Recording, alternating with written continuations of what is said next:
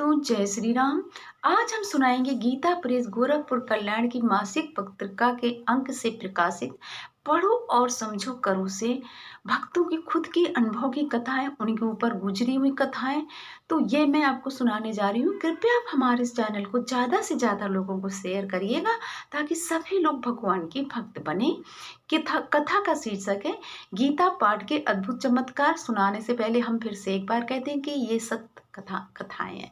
हमारे जिन्होंने लिख के भेजा है वो कह रहे हैं, भैया हमारे पितामह स्वर्गीय श्री जय नारायण जी मिश्र तीसरी कक्षा उत्तीर्ण थे और अपना नाम भी प्राय अशुद्ध ही लिख देते थे। अतः कहीं हस्ताक्षर की आवश्यकता होती थी तो अंगूठा लगाते थे। किसी व्यक्ति ने उन्हें गीता के 18 अध्याय मौखिक रटा दिए।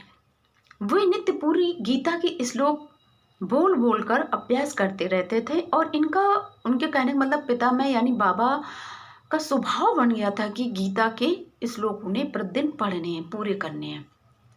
पहले पंडिताई का धंधा चलता था और पूजा पाठ में काफ़ी कमाई हो जाती थी, लेकिन कभी कभी पूजा पाठ के अनुष्ठान में मंत्रों के स्थान पर वो गीता के श्लोक बोलने लगते थे। कई बार विद्वान पंडित इन्हें टोक देते थे पूजा पाठ के बीच में, पंडित जी ये पूरे श्लोक नहीं, गीता बोल रहे हैं, गीता के श्लोक बोल रहे हैं आप, ये वाले मंत्र बोलिए। तो वो कहते थे पितामह कि भैया मैं कोशिश करता हूँ लेकिन मेरे अंदर से मुख से गीता के श्लोक अपने आप ही निकलने लगते हैं, यानी कि भगवान भी चाहते हैं कि गीता के मंत्रों का उच्चारण करूँ। अब वो अपनी सत्य घटना क्या बता रहे हैं कि एक बार वे अपने गांव से 4-5 किलोमीटर दूर गांव में एक लड़की का विवाह कराने के बाद, जैसे कि विवाह कराने के लिए जाते थे, दूसरे गांव में गए थे और रात्रि में बुल्ला उठ रहे थे। उस समय लगभग रात्रि के 2 बज रहे थे। तो पितामह के पास काफ़ी चढ़ावा था, जैसे शादी में होता ही है, खाना पीने की सामग्री थी और रुपया पैसा भी मिलता है।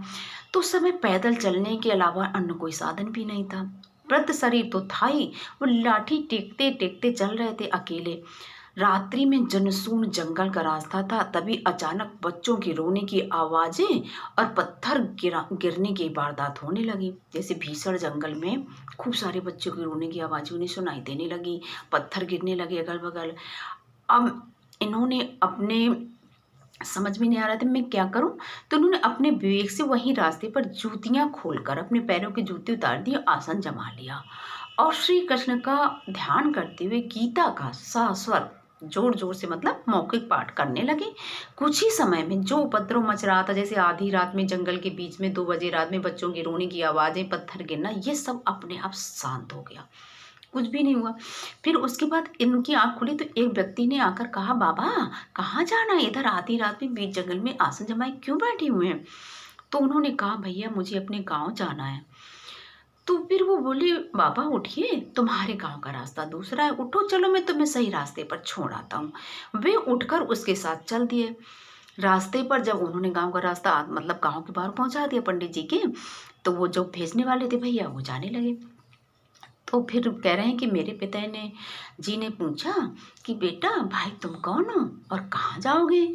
तो वो बोला, मेरा नाम तो किशन है और मैं नहीं जानता कहाँ से आया हूँ और कहाँ मुझे जाना है। और कहते हैं कि वो पितामह के देखते ही देखते अंतर ध्यान हो गए। अब पितामह हतप्रभ होकर सोचने लगे, अरे मैं तो ना जिनके चरण छू सका और ना मैं अपने इष्ट देव को दुलार कर सका, ना मैं प्यार कर सका। तो ये है हमारे कृष्ण भगवान यानी गीता की महिमा। अगर हम प्रतिदिन गीता के कहते हैं 5 श्लोक नहीं ज़्यादा कर सकते हैं तो किसी भी अध्याय के आप 5 श्लोक चुन लीजिए और उनका नित्य प्रति पाठ करेंगे तो हमारे बहुत सारे कष्ट दूर हो जाएंगे। बोलो जय श्री कृष्णा।